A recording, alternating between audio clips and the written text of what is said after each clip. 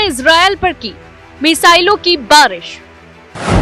Iran का attack, गूंजा siren, चीखने लगे लोग। अब दहलेगा ईरान जब इजरायल लेगा बदला। ईरान ने मंगलवार देर रात इजरायल की ओर सैकड़ों मिसाइलें दागी और इनमें से कम कुछ मिसाइलें इजरायली क्षेत्रों में गिरी है।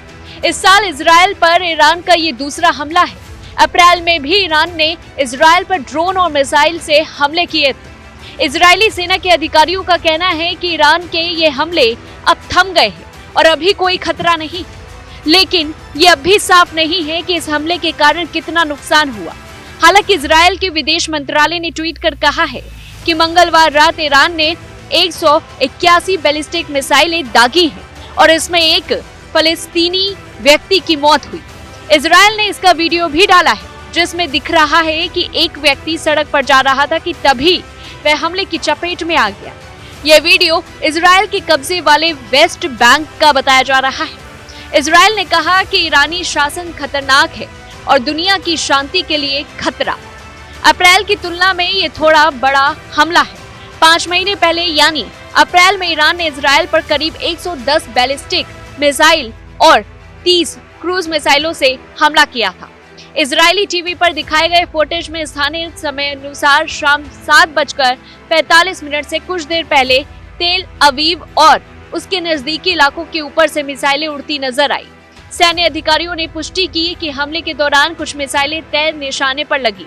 सेना के एक प्रवक्ता ने कहा कि ये हमले इजरायल के मध्य और दक्षिणी हिस्सों में हुए थे। वहीं ईरान के इस्लामिक रिवॉल्यूशनरी गार्ड कोर का कहना है कि उनकी सेना ने पहली बार हाइपरसोनिक मिसाइलों का इस्तेमाल किया और 90% प्रोजेक्टाइल्स स्टिक निशाने पर लगे हैं। IRGC के सूत्रों ने ईरान के सरकारी मीडिया से कहा कि हमले का निशाना 3 इजरायली सैन्य ठिकाने थे, लेकिन इजरायली सेना ने जोर देकर कहा है कि बड़ी संख्या में ईरान की तरफ से दागी जा रही मिसाइलों को नष्ट कर दिया गया। तेल अवीव के ऊपर आसमान में चमकती रोशनी दिख रही थी, जो ये बताती है कि इजरायली एयर डिफेंस ने मिसाइलों को रोक दिया। वहीं लोगों का कहना है कि उन्हें कम से कम 2 मिसाइलों के इंटरसेप्ट करने की आवाज सुनाई दी। इजरायल के डॉक्टरों ने कहा है कि उन्हें अभी तक किसी के गंभीर रूप से घायल होने की कोई सूचनाएं नहीं मिली। हालांकि छड़ लगने से 2 लोग मामूली रूप से घायल हो गए। सेना ने भी ऐसे ही संदेश जारी किए हैं। ईरान के इस्लामिक रिवॉल्यूशनरी गार्ड कोर के एक बयान में कहा गया है कि ये हमले IRGC के एक टॉप कमांडर और ईरान समर्थित मलेशिया गुटों के नेताओं की हत्या के जवाब में किए गए हैं। IRGC के बयान में हिजबुल्लाह के प्रमुख हसन नसरुल्लाह और बीते हफ्ते बैरूत में IRGC के कमांडर अब्बास निलपुरेशन की मौत का जिक्र किया गया। वहीं जुलाई महीने में तेहरान में हमास के पॉलिटिकल विंग के प्रमुख इजराइल हानिया की मौत का भी बयान में जिक्र है। हालांकि इजराइल ने हानिया की मौत की जिम्मेदारी नहीं ली है, लेकिन ऐसा मानना है कि इसके पीछे इजराइल का ही हाथ था। एक वरिष्ठ ईरानी अधिकारी ने समाचार एजेंसी को बताया कि देश के सर्वोच्च नेता आयतुल्लाह अली खामेनेई ने व्यक्तिगत रूप से इन हमलों का आदेश दिया था। ये हमले इन 2 शक्तियों के बीच लंबे समय से चले आ रहे हैं।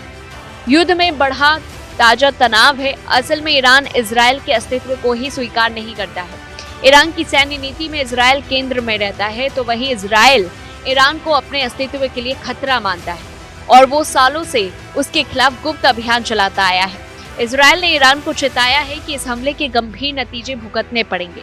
इजरायली प्रधानमंत्री बेंयामिन नेतन्याहू ने कहा कि ईरान ने बड़ी गलती की है, उसे कीमत चुकानी होगी। वहीं इजरायली सेना ने गंभीर परिणामों की चेतावनी दी। इजरायली सेना के प्रवक्ता डेनिल हगारी ने कहा कि हमले गंभीर थे और देश हाई अलर्ट पर रहा।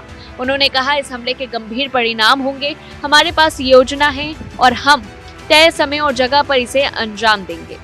इससे पहले अमेरिकी रक्षा सचिव लॉयड ऑस्टिन ने इजरायल के रक्षा मंत्री योआव बैंगलेट के साथ हुई बातचीत के बाद कहा था कि अगर ईरान ने इजरायल पर हमला किया तो इसके गंभीर परिणाम होंगे। वहीं एक बयान में ईरान के इस्लामिक रिवॉल्यूशनरी गार्ड कोर ने कहा है कि अगर इजरायल जवाबी कार्रवाई करता है तो ईरान की प्रतिक्रिया और विनाशकारी होगी। इस पूरी रिपोर्ट को लेकर के आपकी क्या कुछ राय है, कमेंट बॉक्स में बताएं। तब तक के लिए देखते रहिए न्यूज़ वन इंडिया।